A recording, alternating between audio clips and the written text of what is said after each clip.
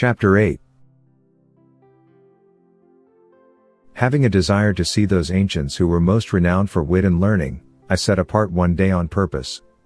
I proposed that Homer and Aristotle might appear at the head of all their commentators, but these were so numerous, that some hundreds were forced to attend in the court and outward rooms of the palace. I knew, and could distinguish those two heroes, at first sight, not only from the crowd, but from each other.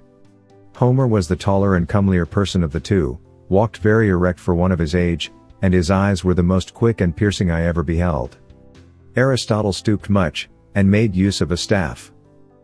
His visage was meager, his hair lank and thin, and his voice hollow.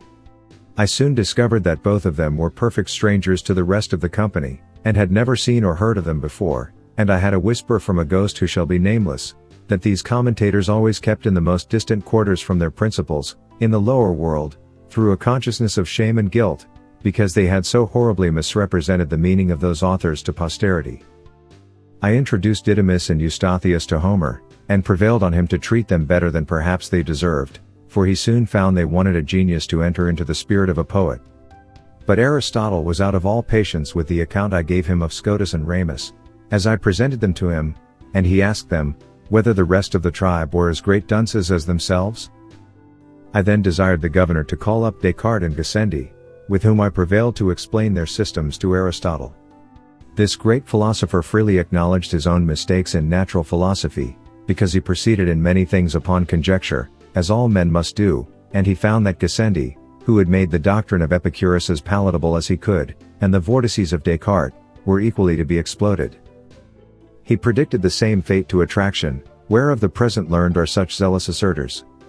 He said, that new systems of nature were but new fashions, which would vary in every age, and even those, who pretend to demonstrate them from mathematical principles, would flourish but a short period of time, and be out of vogue when that was determined.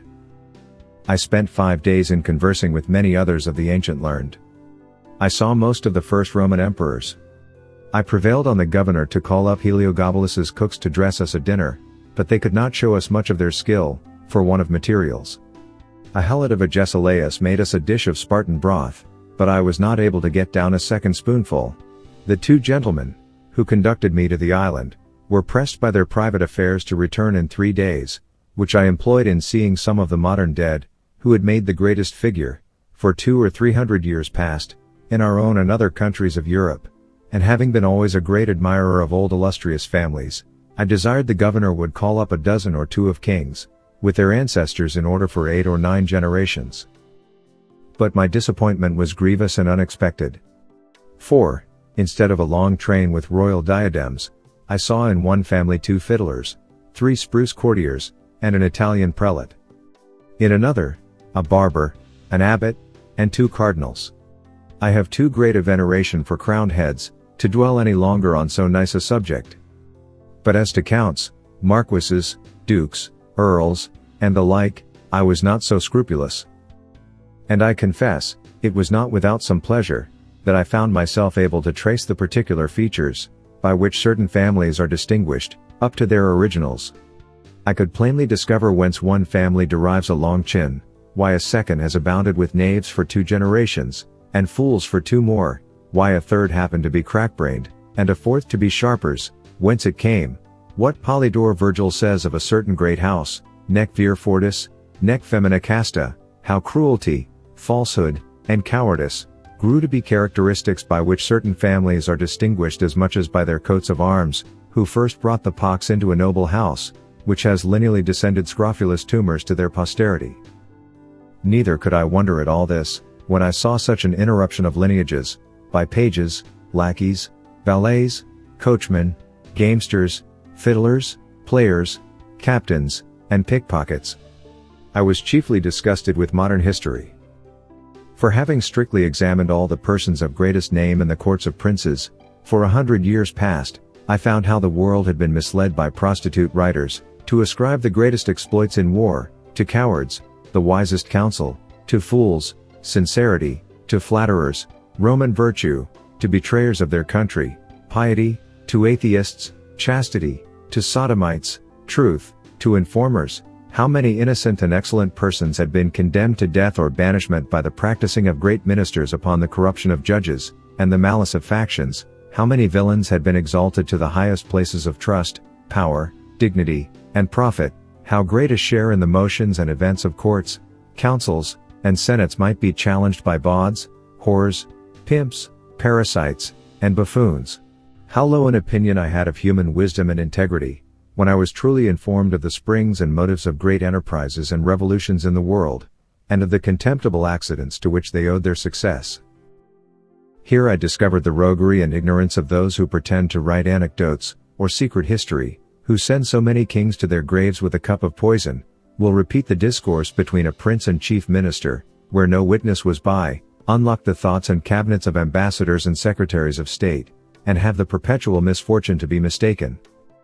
Here I discovered the true causes of many great events that have surprised the world, how a whore can govern the backstairs a council, and the council a senate.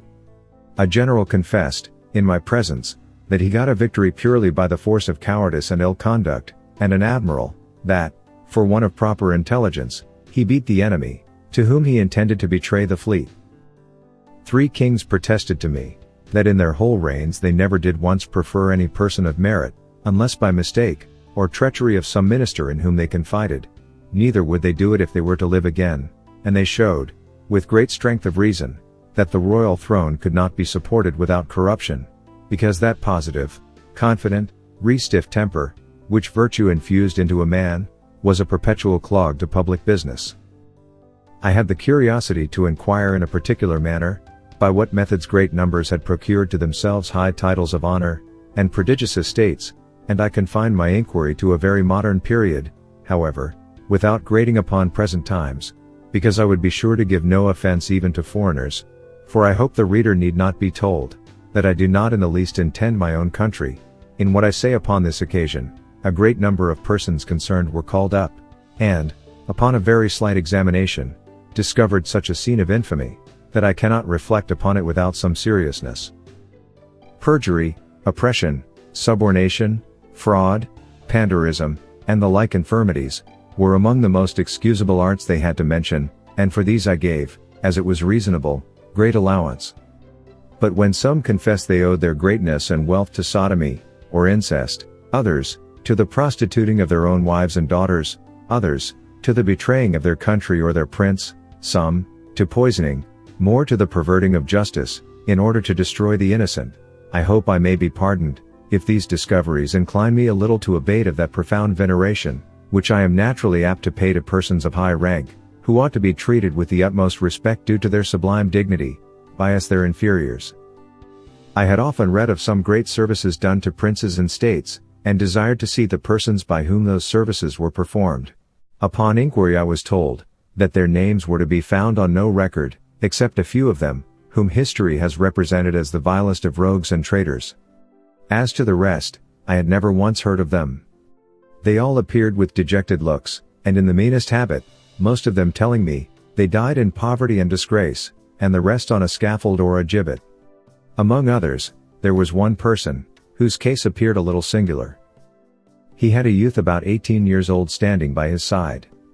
He told me, he had for many years been commander of a ship, and in the sea fight at Actium had the good fortune to break through the enemy's great line of battle, sink 3 of their capital ships, and take a 4th, which was the sole cause of Antony's flight, and of the victory that ensued, that the youth standing by him, his only son, was killed in the action.